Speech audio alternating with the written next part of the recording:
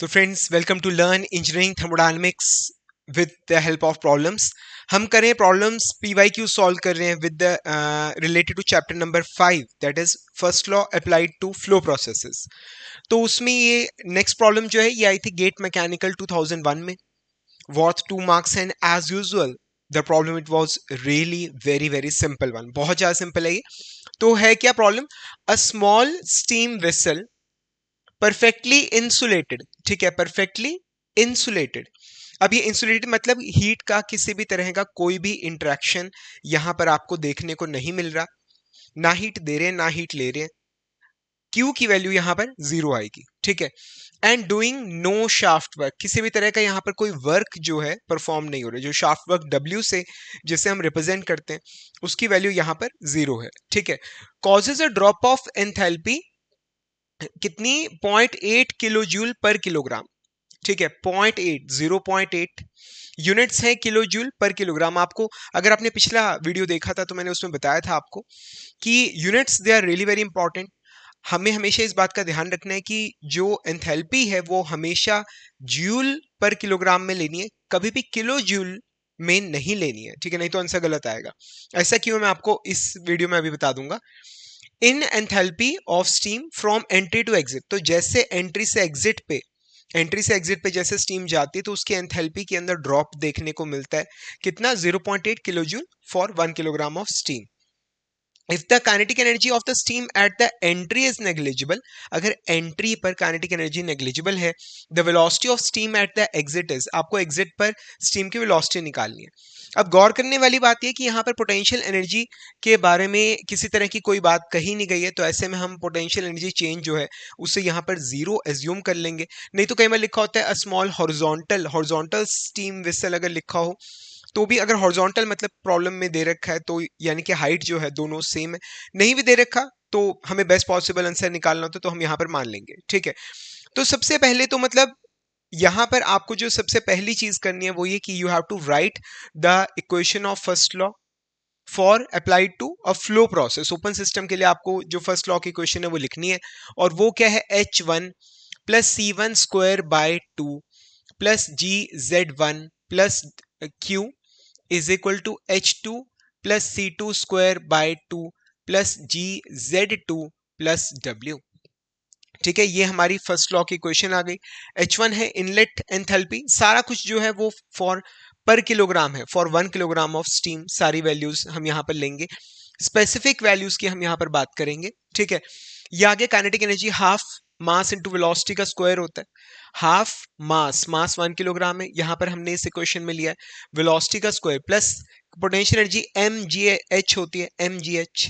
मास 1 लिया है, जी यहाँ पर है, अब एच ऑलरेडी एंथैल्पी के लिए ले रखा है तो यहाँ पर हाइट जो है वो जेड से रिप्रेजेंट हो रही है, plus Q, this is the heat supplied जो हीट सप्लाई कर रहे हो पर kilogram of steam, is equal to again H2 plus, ये आ गई स्पेसिफिक एंथैल्पी, ये आ गया हमारे पास काइनेटिक एनर्जी, ये आ गया हमारे पास potential energy plus work done per kilogram of steam, per kilogram of fluid, ठीक है। तो ये हमारे पास इक्वेशन आ गई। अब अपनी प्रॉब्लम के हिसाब से हम यहां पर वैल्यूज पुट करेंगे। अब हमें क्या दे रखे? Causes a drop of enthalpy, गिर रही है, ड्रॉप मतलब इनलेट एंथैल्पी जो है H1 वो ज्यादा है, फाइनल एंथैल्पी जो है H2 वो कम है, गिर रही है। और कितना ड्रॉप हुआ है? H1 minus H2 is equal to 0.8 kilo joule for every kilogram of steam. यहां तक आपको समझ आया? ठीक है, तो ये हमारे पास H1 माइनस H2 की हमारे पास वैल्यू हमें यहां पर दे रखी है। अब इनलेट काइनेटिक एनर्जी हमें जीरो दे रखी है। अब पोटेंशियल एनर्जी का जो चेंज है उसे हम नेग्लिजिबल में एज्यूम कर रहे हैं, तो ये हमारा नेग्लिजिबल हो गया। स्पेशली मेंशन्ड है कि इंसुलेटेड है, किसी भी तरह का कोई हीट सप्लाइड नहीं होगा, ठीक है, तो ये जीरो हो जाएगा, और वर्क भी नहीं परफॉर्म हो रहा है तो ये भी जीरो हो जाएगा। यहां तक समझ आ गया आप लोगों को? ठीक है, तो इक्वेशन क्या आ रही है हमारे पास? H1 is equal to H2 plus C2 square by two. Clear है यहां तक? तो ये आ गया H1, अगेन यहां पर क्या आ जाएगा हमारे पास? C2 स्क्वायर बाय टू, ये इधर है, ठीक है। H2 को इधर ले जाएंगे तो क्या आएगा? H1 minus H2। H2 को इधर ले गया तो क्या आ गया? H1 माइनस H2, दूसरी तरफ बचा C2 स्क्वायर बाय टू। तो ये इक्वेशन आ गई, ठीक है। तो C2 का square is equal to 2 of h1 minus h2, तो C2 is equal to square root of 2 into h1 minus h2, ये आ गया हमारे पास। ठीक है, तो यहाँ पे वैल्यू पुट करेंगे, आंसर आ जाएगा। आइए वैल्यू पुट करते हैं, is equal to square root of 2 into h1 minus h2 की वैल्यू कितनी है? हाँ जी, ध्यान से देखिएगा, कोई गलती हो तो नीचे बताइएगा। ठीक है, तो ये आएगा 0.8। क्या ये सही लिखा हुआ है? आपसे पूछ रहा हूं, हाँ जी, क्या ये सही लिखा हुआ है? नहीं। इस इक्वेशन में मैंने, अगर आपने पिछला लेक्चर देखा है तो मैंने उसमें बताया था कि जो काइनेटिक एनर्जी है हाफ एम वी स्क्वायर, जो पोटेंशियल एनर्जी है एम जी जेड, ये सारी किसमें? जूल में आंसर देते, तो एंथैल्पी भी हमेशा आपको जूल में ही लेनी है। ठीक है, तो यहां पर क्या आएगा?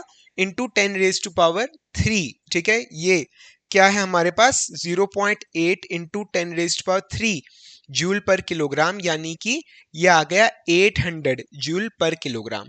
यहां तक समझ आ रहा है आप लोगों को? ठीक है, तो ये आ गए, तो यहां पर वैल्यू पुट करते हैं कितनी? 2 into 800, so it comes out to be square root of 1600, और ये हम जानते हैं क्या आ जाएगा? 40, ये 40 का स्क्वायर है। ठीक है, तो ये आ जाएगा 40 मीटर्स पर second. This is our answer. समझ आ रहा है? ठीक है, तो आंसर आ गया option B, that is 40 meters पर सेकेंड। समझ आ रहा है? क्लियर है यहां तक? तो एक बात ध्यान रखिए, कोई भी प्रॉब्लम आप देखते हैं, अगला प्रॉब्लम देखने से पहले आप इस प्रॉब्लम को एक बार अपने हाथ से जरूर सॉल्व करके देखिए। क्वेश्चंस को वर्ड बाय वर्ड पढ़िए, देखिए क्या दे रखा है, किस यूनिट में दे रखा है, क्या मांगा गया है, किस यूनिट में मांगा गया है, और उसके बाद प्रॉपर फॉर्मूला लिख के आराम से सॉल्व कीजिए। ध्यान रखिए इस बात का कि जो प्रॉब्लम आपको आती है, ठीक है, उसका आंसर सही निकलना चाहिए, उसमें कोई गलती नहीं होनी चाहिए। समझ आ रहा है यहां तक? ठीक है, so friends, that's how we solve this such a simple problem.